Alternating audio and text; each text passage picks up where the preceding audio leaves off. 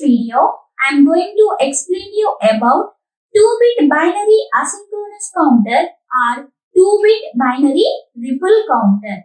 Now coming to this is the logic diagram of 2-bit binary asynchronous counter. Here it consists of two number of flip-flops because we are handling two binary bits means we have to use two number of flip-flops.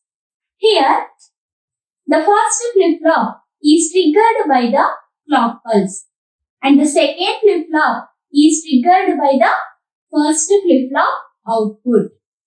Now here this clock pulse is negative edge triggering clock pulse. That means it is going to be turned on the first flip-flop for the transition from 1 to 0.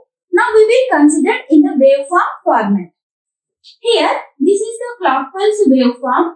It is indicating this flip-flop is going to be turned on for the transition from 1 to 0. When this is coming to this first flip-flop, this flip-flop is going to be turned on. And based on that output, this second flip-flop can be going to be turned on or off.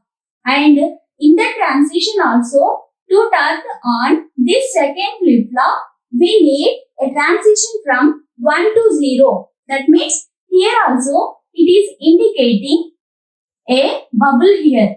That means it is negative edge triggering type of flip-flops. Firstly, we have to clear the outputs of these two flip-flops. By using direct input pin, clear input pin, we are going to clear the outputs of these first flip-flop and second flip-flop.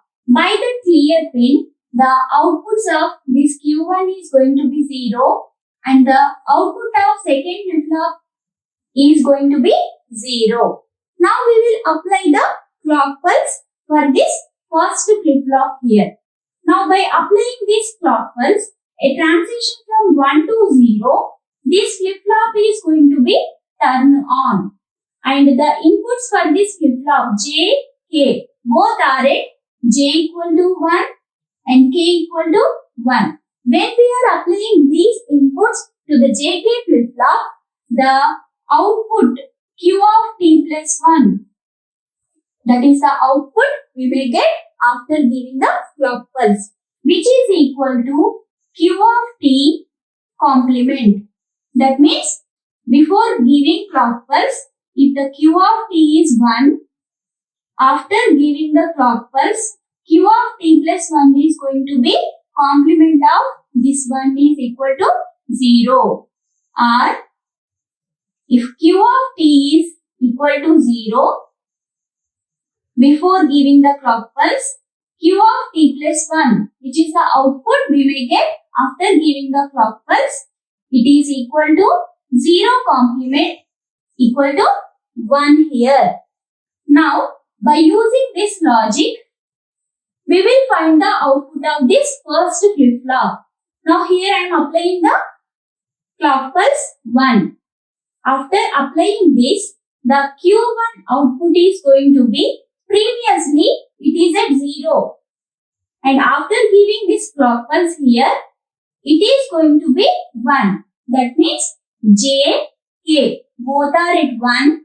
And before giving the clock pulse, the output is equal to 0.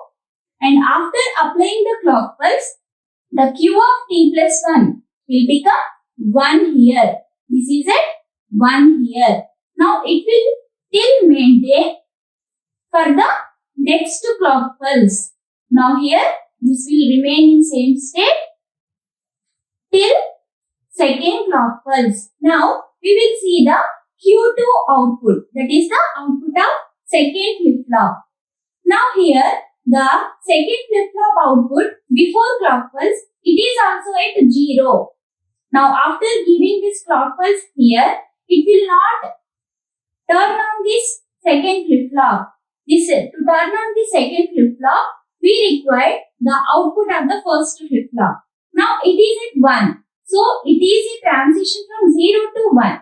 So for this transition, the second flip-flop will not trigger. So this output will remain in same state till the second clock pulse.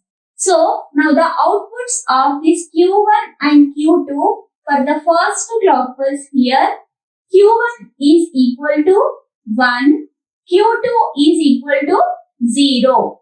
Now we will apply the second clock pulse. Now by applying the second clock pulse for this first flip-flop, which is going to trigger here. So the Q1 output 1 complement will become 0. So here 1 complement 0 here.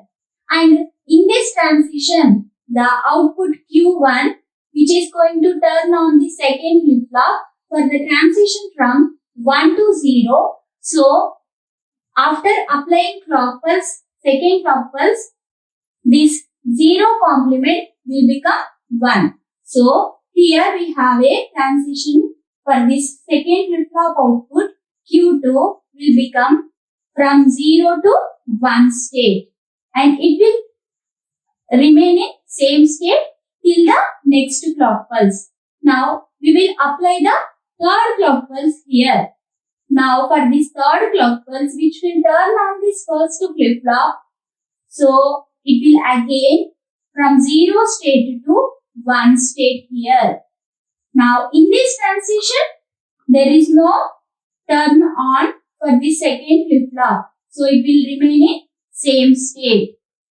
Now the output of, by applying the third clock pulse here, this 0 complement will become 1 and the Q2 output will be in remain same state. Now by applying the fourth clock pulse here, this 1 complement will get 0, and here we got a transition from 1 to 0, which will turn on the second flip-flop, and we have a change from 1 to 0 here. So the Q1 bit will be going to be 0 here, and the Q2 bit will be going to be 0 here. Now in this manner, we are going to get the number of count sequences for the ripple counter.